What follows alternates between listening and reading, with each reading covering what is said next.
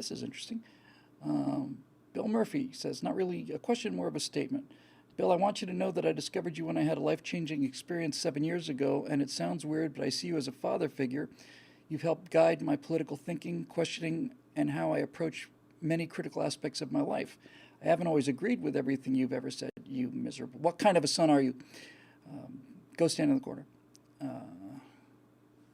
But I've always respected you, and I know that you want the best for those of us who follow you. I just wanted to tell you thank you for every word you've spoken or written to us. What a kind and beautiful thing to say, Bill. Thank you very much. It's very, very kind of you. There's nothing. I think probably the best way I've ever been able to describe what I do is to say I am not a painter. I'm a photographer. I don't invent this stuff. I don't. Most of the work, almost all the work I do, is synthesizing other really brilliant ideas.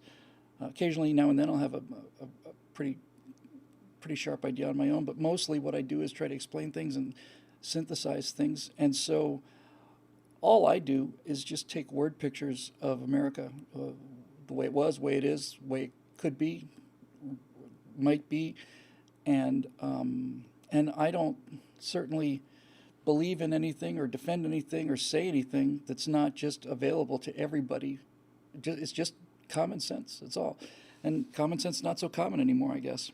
But the thing I like most about it is this is the political theory of having no political theory. It's really a great place to be. It really is very simple. I think when I was talking with Scott when Scott first joined us and helped save this company, not just helped, really, just did. We're trying to figure out what it was we were selling, and I remember saying common sense, and then I said also, that's not just common sense.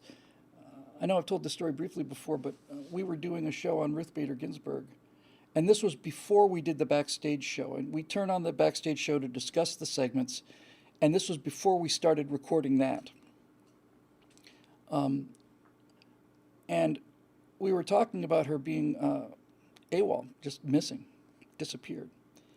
And all of us, Steve and Scott and I, pretty much simultaneously said, "Look, I hope she's okay. You know, I don't want anything bad to happen to her. I don't want her to die. I don't want her to be sick. I just wouldn't mind seeing her off the Supreme Court." And all three of us came out with that almost at exactly the same time. And I think about what some of the people on the left say in terms of, "Oh, you kill these people," and not just on the left. And that's when I realized it's common sense and decency. That's it. That's the formula. Real simple. And everything that I try to do is just common sense. And if the common sense answer leads you someplace morally questionable, then you bring in the decency. It's not normally the case because common sense is usually based on decency and just obvious stuff that makes life easy for everybody. But I will tell you, Bill, it's things like that just make it, make this whole thing worthwhile for me. It never ceases to amaze me, and it's not false modesty on my part. It really, honestly, isn't. Just the idea that people wanted to do a personal show is just kind of astonishing to me. But I certainly did realize doing the Apollo thing that you can tell. You can keep people interested if you can tell a good story, and I think I probably can do that. And I think I've been doing that. I remember writing my.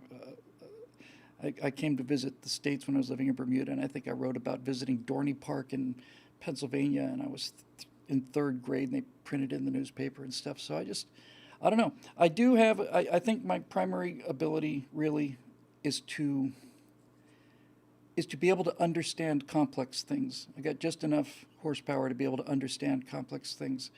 And since I have a basic understanding of them, I can then figure out how I explain it to myself, and then that becomes